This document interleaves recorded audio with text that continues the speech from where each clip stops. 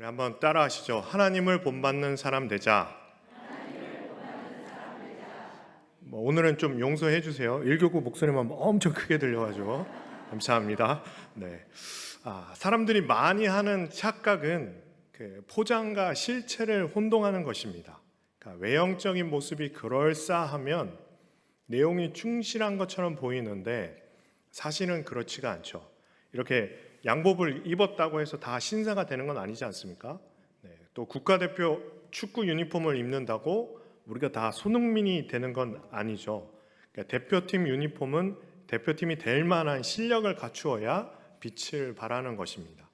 또 이론과 실제가 항상 같지 않다는 걸 우리가 살면서 잘 경험하지 않습니까? 그러니까 육군사관학교를 수석으로 졸업했다고 해도 실제 전쟁터에서 그 사람이 명장이 될지는 두고 봐야 아는 것이고, 또 미국 명문대에서 MBA를 땄다고 해도 그 사람이 사업에서 반드시 성공하는 것은 아니지 않습니까? 그러니까 실력이란 현장에서 검증되어야 됩니다. 그러니까 사람들 사이에서 부대끼고 모진 시련과 장애물에 부딪히면서 살아남아서 실력을 검증받아야 합니다.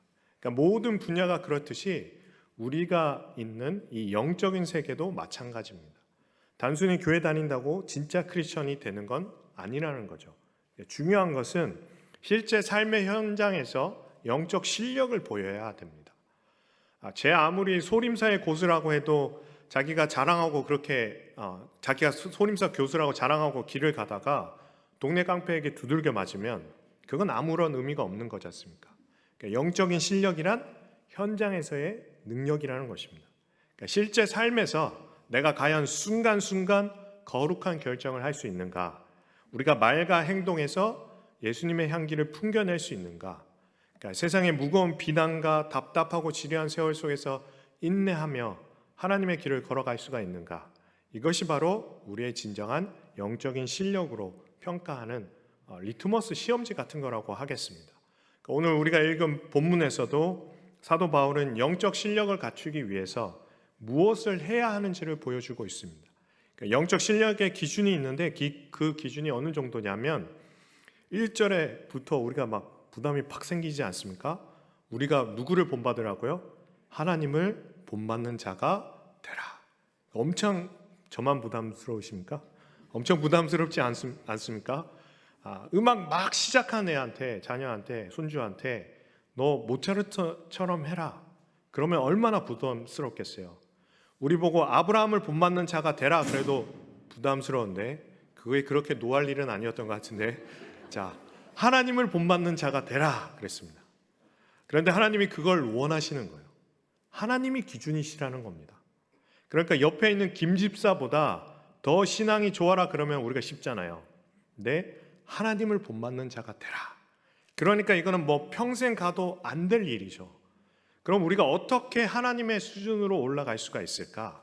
1절 말씀을 보면 그러므로 사랑을 받는 자녀같이, 더 정확하게 말하면 사랑을 받는 자녀로서라는 뜻입니다. 너가 하나님의 극진한 사랑을 받는 자녀이기 때문에 하나님을 본받는 자가 될 수 있는 능력이 있다라는 것입니다. 그러니까 능력이 없는 애한테 다그치면 안 되지 않습니까?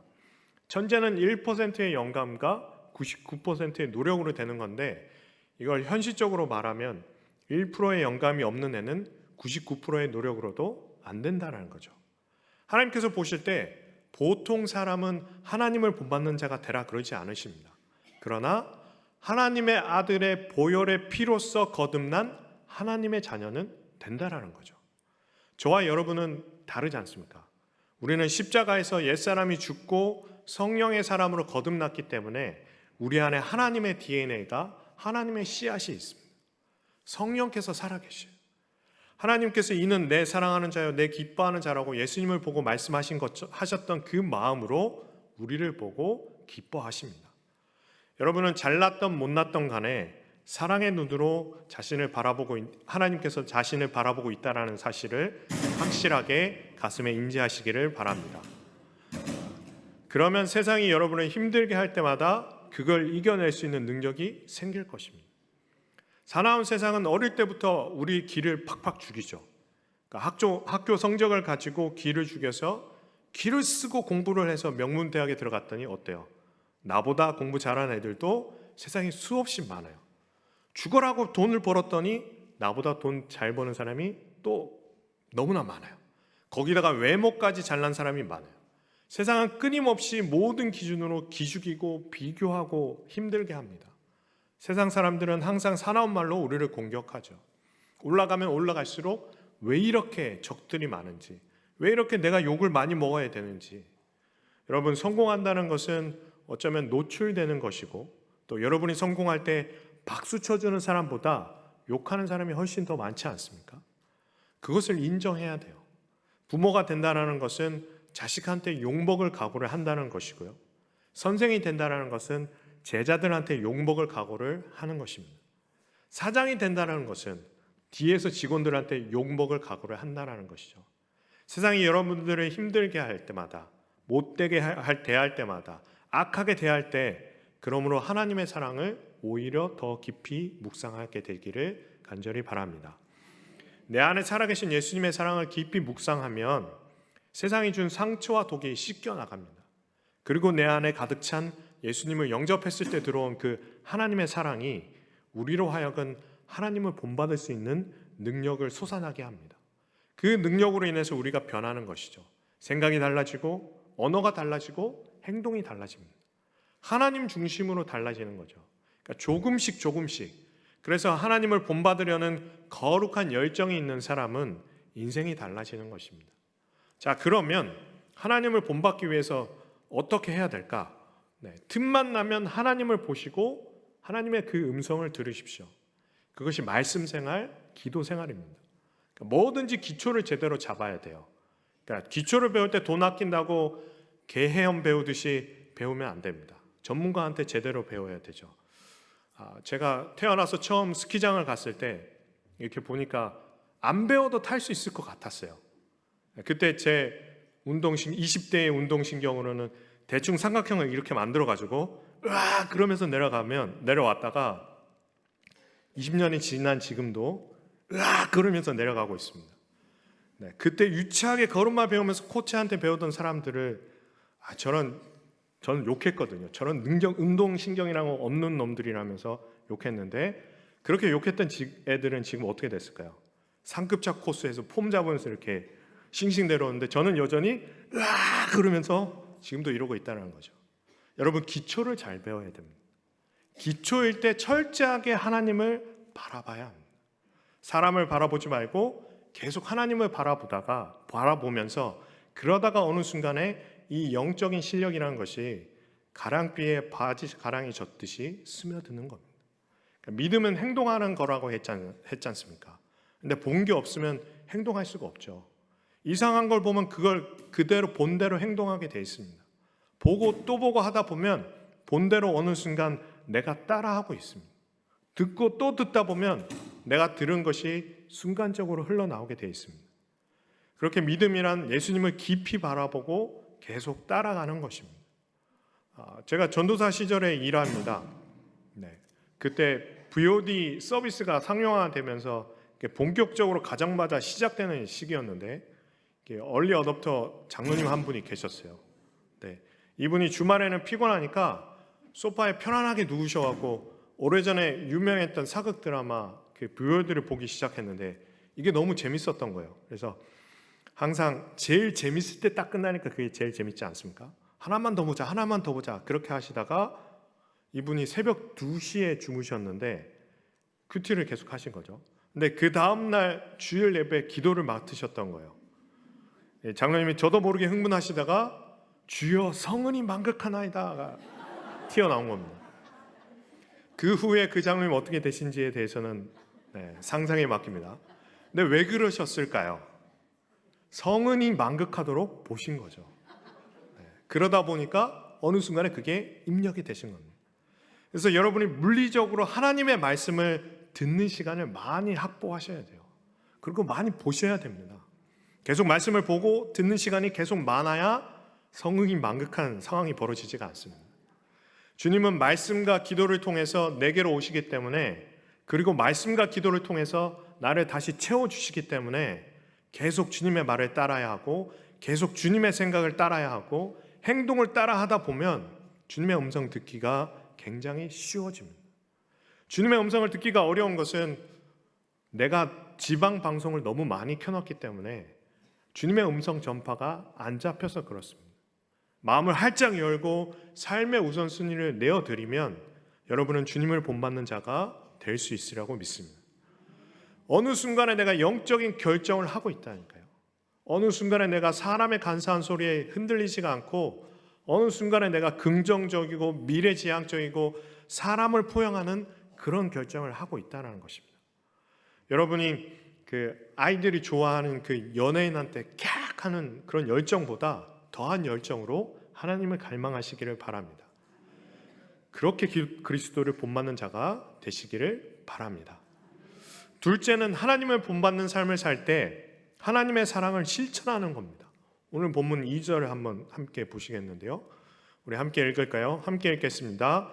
그리스도께서 너희를 사랑하신 것 같이 너희도 사랑 가운데서 행하라. 그는 우리를 위하여 자신을 버리사 향기로운 제물과 희생 제물로 하나님께 드리셨느니라. 아멘. 자, 세상 사람들은 철저하게 자기 중심적입니다. 절대로 손해볼 일을 잘 안 합니다. 내 계획, 내 명예, 내 감정, 내 가족이 굉장히 중요합니다. 그래서 사람들은 자기 것을 지키기 위해서 그렇게 치열하게 사는 거죠. 그러나 하나님의 사람은 다릅니다. 철저하게 자기 희생적이죠. 우리를 십자가에서 죽기까지 하나님께서 사랑하셨습니다. 그 사랑의 죽음에서 구원받았기 때문에 우리는 그 사랑에 전염된 사람들입니다. 전염되었다라는 것은 우리도 이제 그 사랑으로 남에게 대한다라는 것이죠. 어쩌면 이기주의는 인간의 본성입니다. 근데 이것을 뛰어넘을 수 있는 것은 영적인 능력뿐이죠. 은혜를 체험한 사람만 이걸 할 수가 있습니다. 체면 때문에, 의리 때문에 착해서 사랑하는 게 아니고 십자가 사랑을 저 깊이까지 경험한 사람만이 이 사랑을 실천할 수가 있습니다. 우리 일교구가 이렇게 사랑이 충만한 공동체가 되기를 간절히 바랍니다. 여러분이 어떤 사람을 쉽게 사랑하고 포용할 수 없다면 자꾸 그 사람과 대화하려고 하지 마시고 주님의 십자가 사랑 안으로 더 깊이 들어가시기를 바랍니다. 주님 속으로 더 깊이 들어가면 사람을 사랑할 수 있는 능력이 생겨납니다. 여러분이 교구, 구역의 형제자매 간에 혹시라도 그럴 리는 없겠지만 혹시라도 미워하는 사람, 원망하는 사람, 껄끄러운 사람, 저 사람 옆에 다른 교회 갔으면 싶은 사람 있죠. 네, 반드시 있습니다. 그러나 여러분이 그들과 친해지려고 인간적으로 노력하기 전에 주님의 십자가 사랑 안으로 깊이 들어가기를 바랍니다. 수련회 프로그램 중에 그 가운데에다가 큰 십자가를 놓고 자기 옛사람의 죄를 못 받고 그리고 걸어 나와서 목사님들과 함께 주님의 사혈과 피에 동참하고 그리고 이렇게 앉는 시간들이 있습니다. 그러니까 어지간한 분들은 그때 다 울어요.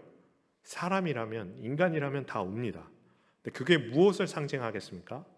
그리스도의 십자가를 통과한 나는 세상과는 전혀 다른 그리스도의 십자가 사랑으로 그런 차원에서 형제를, 자매를 사랑한다라는 뜻입니다. 착해서 사랑하는 거하고 부침성이 좋아서 사랑하는 거랑 십자가 사랑으로 사랑하는 것은 절대 다릅니다.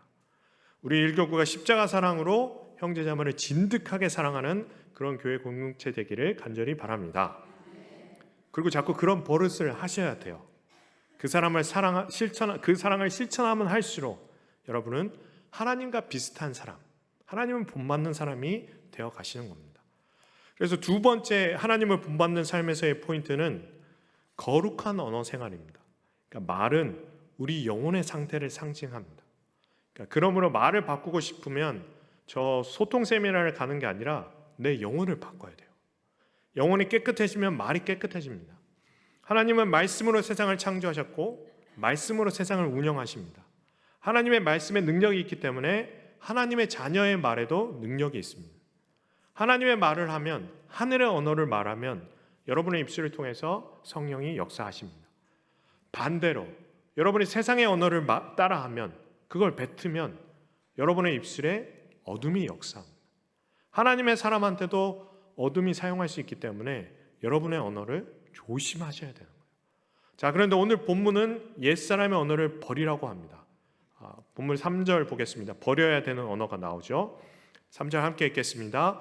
음행과 온갖 더러운 것과 탐욕은 너희 중에서 그 이름조차도 부르지 말라. 이는 성도에게 마땅한 바니라. 아멘.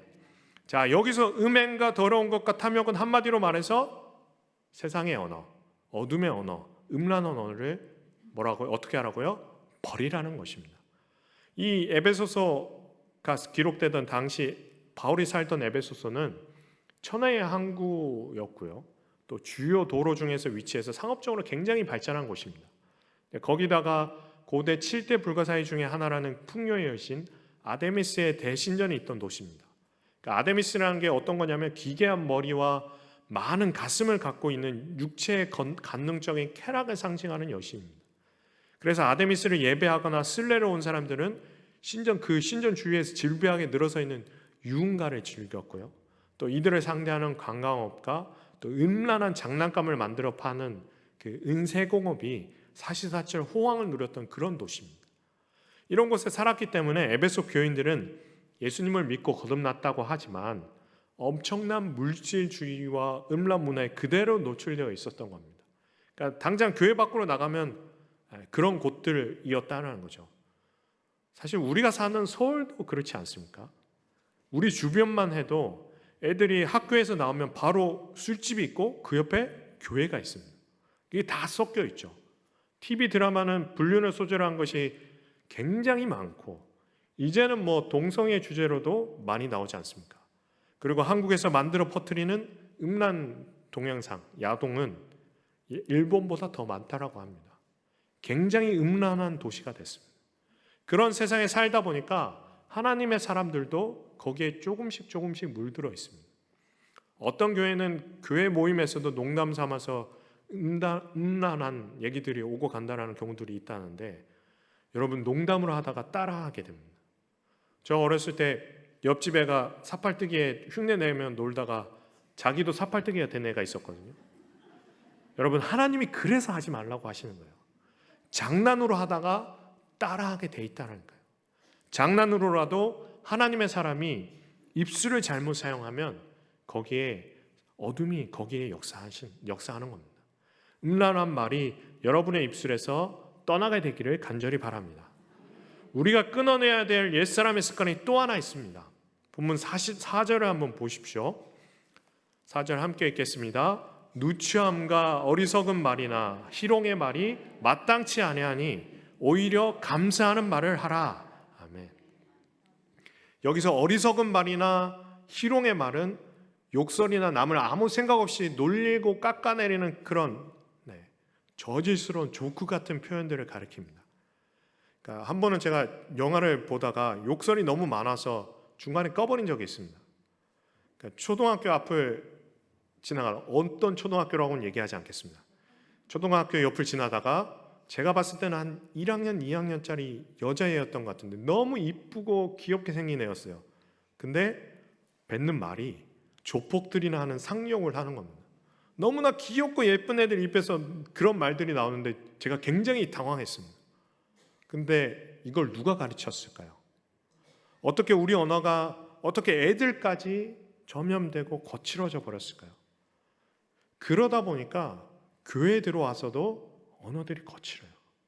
세상 사람들이 하는 저주스러운 농담을 너무 쉽게 들어오고 있습니다. 이런 것들이 너희한테 마땅치 않다 말씀하십니다. 한마디로 어울리지 않는 것이죠. 잠언 26장 18절 19절 말씀을 한번 같이 보겠습니다. 함께 읽겠습니다. 횃불을 던지며 화살을 쏘아서 사람을 죽이는 미친 사람이 있나니 자기의 이웃을 속이고 말하기를 내가 희롱하였노라 하는 자도 그러하니라. 아멘. 내가 희롱하였노라. 농담이었어. 농담으로 그랬어. 그 농담 때문에 얼마나 많은 사람들이 상처받습니까? 농담처럼 연예인들에게 악플 달았는데 많은 연예인들은 그것 때문에 잠을 못 잡니다. 자살을 시도합니다. 저한테도 오래전에 그런 경험이 있습니다. 저한테 말을 너무 심하게 한 사람이 있었는데 한 몇 년 지나서 그 얘기를 했더니 그놈은 기억도 못하는 거예요. 그래서 제가 깨달았습니다. 이제부터 어떤 말에도 나는 상처받지 않겠다. 말한 놈은 기억도 하지 못하는 거를 말이야. 놈이라고 그래서 죄송합니다. 뭐 그렇죠. 네, 그놈이나 뭐. 네. 그 사람은 기억도 못하는 거를 내가 괜히 끌어안고 상처를 받으며 몇 년을 고민할 필요가 없는 것입니다. 여러분한테 악한 말을 하고 더러운 말을 한 사람한테 그 말을 듣고 끌어안고 상처받지 마십시오. 그 사람은 기억도 못하고 지나가는 거니까. 하나님의 사람은 상처받지 않기로 작정하십시오. 여러분이 축복받지 않고 상처받기로 작정하면 그게 누구한테로 돌아갈까요? 그 사람한테 그대로 돌아갑니다. 그리고 이웃에게 의미 없는 농담으로 남을 깎아내리거나 툭툭 던지는 그런 말을 하지 마십시오. 거짓말로 이웃 사람들한테 장난 걸고 상처를 주고 나서 농담이었고 하는 사람을 하나님께서는 기억한다고 하셨습니다. 애들이 장난으로 던지는 돌에도 개구리는 맞아 죽습니다. 성령이 임하면 너희의 자녀들이 예언할 것이라고 했는데 예언은 단순히 미래의 일을 말하는 것이 아닙니다. 하나님의 자녀가 너희 입술에 올려질 것이라는 뜻입니다. 하나님의 언어가 올려질 내 입술에 더러운 것들이 사라져야 되는 게 당연한 거 아니겠습니까? 저와 여러분 모두가 그렇게 입술이 깨끗해지기를 간절히 바랍니다. 그래서 5절이 중요한데 본문 5절을 보십시오. 함께 읽겠습니다. 너희도 정녕 이것을 알거니와 음행하는 자나 더러운 자나 탐하는 자 곧 우상 숭배하는 자는 다 그리스도와 하나님의 나라에서 기업을 얻지 못하니니. 아멘. 자, 3절 4절에서는 앞에서 분명히 음행하는 말, 더러운 말, 탐욕의 말을 조심하라고 했는데 5절에서는 뭐가 된다고요? 우상 숭배하는 자가 됐다는 거예요. 이건 무슨 말이냐? 너의 말하는 대로 그렇게 살 것이다. 말이 행동이고 행동이 인생 아니겠습니까? 여러분 주위에 하나님의 복을 누리며 하나님의 능력을 역동적으로 행하는 사람 중에 부정적이고 더럽고 과거지향적이고 음란한 언어를 가진 사람이 있으십니까? 그렇다 할지라도 그가 변하고 하나님의 복을 받기 시작한 순간은, 성령 체험을 한 순간은 그 사람 언어가 바뀌기 시작한 순간입니다. 여러분의 언어가 바뀌기를 바랍니다. 새로운 언어가 되시는 거예요. 말이 그 사람의 인생입니다. 다른 사람 얘기하는 게 아니라 하나님 믿는 사람 얘기를 하는 거죠. 여러분의 입술을 하나님께 드려서 거룩한 하늘의 언어가 쏟아지지 않는다면, 사랑의 언어와 남을 격려하는 언어가 쏟아지지 않는다면 사단이 여러분의 입술을 더럽혀서 세상적으로 파괴시킬 것입니다. 하나님의 자녀의 입술에는 권세가 있습니다. 우리의 입술은 하나님을 찬양하며 사람을 세우며 품어주며 치유하고 살리는 말에 사용되어야 됩니다. 여러분의 입을 열면 비전의 언어와 축복과 격려의 언어가 항상 쏟아져 나오는 그런 분들 되시기를 축복합니다.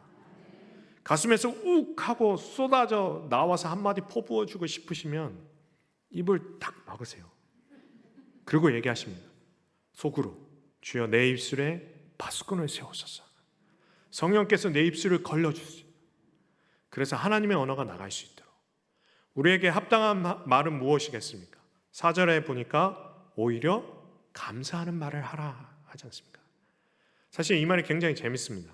하나님을 믿는 사람과 믿지 않은 사람의 가장 큰 차이는 감사예요. 많은 걸 누리면서도 맨날 입이 이만큼 나와 있는 사람이 있고, 가난하고 몸은 병들고 항상 감사의 언어가 입에 붙은 사람이 있습니다. 감사는 조건이 아니에요. 감사는 옛사람의 힘으로 할 수 있는 게 아닙니다. 감사는 성령께서 맺게 해주시는 성령의 열매입니다. 그래서 진실로 하나님을 체험하고 구원받지 않은 사람이 하는 감사는 어쩌면 쥐어짜서 하는 감사죠. 예의상 하는 거지. 진실로 항상 감사할 수 있는 사람은 다릅니다. 하나님을 모르는 사람들은 그의 삶 가운데 있는 하나님의 손길을 볼 줄 모르죠. 당장 눈앞에 있는 현실밖에 보지 못합니다. 그러나 믿음의 눈으로 보면 다른 게 보이죠. 이만하면 됐다 싶으면 항상 좋은 게 갖고 싶고, 또 막상 그걸 가지면 또 다른 걸 또 갖고 싶고, 불평불만의 가장 큰 원인은 만족하지 못하는 거 아닙니까? 감사하지 못하는 거 아닙니까? 겸손한 사람은 감사할 줄 알고 만족할 줄 압니다. 불평이 많은 것은 내가 쟤보다 더 많이 받아야 되는데, 나 정도는 이 정도 수준은 누려야 되는데 그걸 하나님도 몰라주고 내 주변 사람도 몰라준다는 거죠. 이 섭섭한 마음이 많으면 감사가 사라져 버립니다. 간혹 교회 일을 하다가 섭섭병이 드신 분 들 때가 있죠. 내가 이렇게 했는데 목사님이 안 알아주네. 내가 이렇게 열심히 하는데 하나님이 안 알아주네. 내가 이렇게 하는데 저 일하는 사람만 칭찬해 주네. 자꾸 이런 섭섭한 마음이, 섭섭병이 들면 감사가 사라집니다. 이렇게 섭섭하고 감사하지 못하는 것은 남과 비교하기 때문이죠. 우리는 어릴 때부터 평생 계속해서 끊임없이 남과 비교하며 살아왔습니다. 그리고 항상 내가 공부를 잘해도 항상 나보다 조금 더 잘하는 엄마 친구 아들이 꼭 있죠. 공부를 죽어라고 했더니 그 다음에는 친구 아들이 아니라 누구예요? 집안에 나보다 잘하는 애가 있어요. 또 외모가 좋은 사람이, 조건이 좋은 사람이 있습니다. 그러니까 항상 섭섭한 거죠. 쟤는 다 가졌다고. 불평불만은 자신의 장점을 보지 못하게 만듭니다. 그리고 상당히 괜찮은 사람인데도 이 병에 걸리면 남과 비교하다가 평생 자신의 인생을 비참하게 만듭니다. 사랑하는 여러분, 비교하지 마십시오. 하나님이 여러분에게 장점도 주셨고 단점도 주셨는데 여러분이 부러워하는 그것 때문에 그 사람은 또 오히려 힘들 수도 있습니다. 그렇기 때문에 세상에 나 같은 존재는 단 하나밖에 없다는 사실, 나는 하나님의 선물이라는 사실을 믿고 감사하셔야 합니다. 사실 영적으로 성숙해질수록 우리는 우리 삶에 감사할 것, 천지임을 알게 되죠. 우리가 당연시하는 이 모든 것들에 감사해야 됩니다. 나라가 있으면 감사함을 가져야 되고, 여러분의 가정에 대해서도 감사함을 가지셔야 되고, 여러분의 땀 흘려 일할 수 있는 직장에 대해서 또 감사함을 가지셔야 되고, 여러분의 교회에 대해서도 감사해야 됩니다. 저는 개인적으로 우리 교구의 구역장님들 세우면서 얼마나 감사한지 모르겠습니다. 묵묵히 자기 시간과 몸을 가리지 않고 열심히 사역하시는 분들이시죠. 사람 챙기시고 또 이 말하는 게 얼마나 힘듭니까? 그런데도 구역 식구들을 위해서 기도하며 열심히 모이고자 하는 모습을 볼 때 너무나 고맙고 너무나 감사합니다. 하나님을 본받는 삶 마지막 포인트는 아름다운 관계입니다. 하나님은 성부, 성자, 성령의 삼위로 존재하시면서 아름다운 관계를 중시하셨습니다. 초대교회도 베드로 한 사람만 수제자 세운 게 아니고 12제자를 공동체 리더십으로 세우셨습니다. 하나님은 사람을 통해서 사람을 변화시키십니다. 그런데 아이러니하게도 사단도 사람을 통해서 사람을 타락시킵니다. 그래서 오늘 본문 6절, 7절 말씀을 잘 보십시오. 우리 마지막으로 함께 읽겠습니다. 누구든지 헛된 말로 너희를 속이지 못하게 하라. 이로 말미암아 하나님의 진노가 불순종의 아들들에게 임하나니 그러므로 그들과 함께하는 자가 되지 말라. 아멘. 한마디로 말해서 관계 정리하라는 겁니다. 주일날 은혜 많이 받아놓고도 빨리 시험에 빠져드는 사람은 10중 8구 관계에 문제가 있습니다. 여러분이 일주일에 2번 이상 전화하는 사람들, 여러분과 대화하고 친분을 나누고 있는 사람들, 아무리 오래 정이 쌓였다고 해도 성령님께서 그 사람과의 관계에 대해서 그렇다 그러면 그 음성을 들으십시오. 성령의 음성을 들으십시오. 그 사람이 모여 앉아 있기만 하면 남을 비방하는 사람이니까 불평, 불만, 부정적인 말, 은근히 음담패설을 많이 쏟아놓는 냉소적인 말을 많이 쏟는 사람입니까? 그 사람을 변화시킬 영적 능력이 없다면 아무리 소꿉친구라고 할지라도 거리를 둬야 되는 거죠. 그들과 함께하는 자가 되지 말라 말씀하시지 않습니까? 왜냐하면 하나님의 진노가 그들 위에 머물러 있기 때문이라는 겁니다. 영적인 사람들과 교제하십시오. 운동도요, 잘하는 사람하고 해야 늘지 않습니까? 우리 탁구나 테니스도 나보다 못하는 사람 애들 이기는 재미로 신나게 치다가 이걸 1년 하고 있으면 어떻게 될까요? 내가 이기던 격파하던 애들은 어느 정도 내 수준까지 올라와 있고 내 실력은 하나도 느는 게 없습니다. 그러므로 자기보다 잘하는 사람들이랑 해야 되는 거죠. 여러분도 영적으로 나보다 실력 있는 사람들과 놓으십시오. 조금 올라가는 레벨로 긍정적인 사람, 남을 축복하고 격려하는 사람들 속에 섞이셔야 여러분이 업그레이드가 되십니다. 누구든지 헛된 말로 너희들을 속이지 못하게 하라. 헛소리하는 사람들 내 인생에서 걷어버리라는 말입니다. 특히 바울이 말하는 헛된 말은 이단들을 말하는 겁니다. 교회가 부흥하면 할수록 그 당시 교회는 이 초대교회 때는 얼마나 많은 이단들이 있었습니까? 지금 저 넷플릭스에서 이단 관련된 나는 신이다라는 다큐가 굉장한 반응을 얻고 있는데 이게 제각각 다른 것 같은데 이 이단들은 공통점이 있어요. 그들은 다 처음에 말로 속입니다. 처음에는 성경 공부하자고 해요. 이 책 좀 읽어보라고 합니다. 그러면서 우리를 속입니다. 사단의 위장술이 굉장히 뛰어나죠. 이단들이 말을 굉장히 잘합니다. 그래서 여러분의 판단이 안 서면 반드시 목회자들과 상의를 해주셔야 됩니다. 아무 책이나 읽으시면 안 되고 아무 성경 공부나 막 하시면 안 됩니다. 여러분이 정확한 영적 분별력을 이렇게 가지게 되어야 그걸 분별하실 수가 있습니다. 사랑하는 여러분, 하나님의 자녀들은, 하나님의 사람들은 단순히 교회 다니는 사람들이 아닙니다. 하나님의 생각을 하고 하나님의 말을 하고 영적인 결정을 삶의 현장에서 하는 사람들인 줄로 믿습니다. 우리 응암의 모든 성도님들이, 오늘은 특별한 날이니까 우리 일교구 분들이 모두 그렇게 실제 삶의 현장에서 영적인 실력자들이 되시기를, 하나님을 본받는 자들 되시기를 주님의 이름으로 축원합니다. 우리 함께 말씀을 기억하며 기도하겠습니다. 하나님, 은혜를 감사합니다. 주님, 오늘 우리에게 말씀하여 주셔서, 예수님, 나에게도 말씀하여 주셔서 물이 변하여 포도주 되는 것 같이 우리의 언어가 변하게 하여 주옵시고, 불평불만이 감사로 바뀌게 하여 주옵시고, 우리의 친구가 바뀌게 하여 주옵시고, 내 생각과 내 삶이 바뀌게 하여 주옵소서.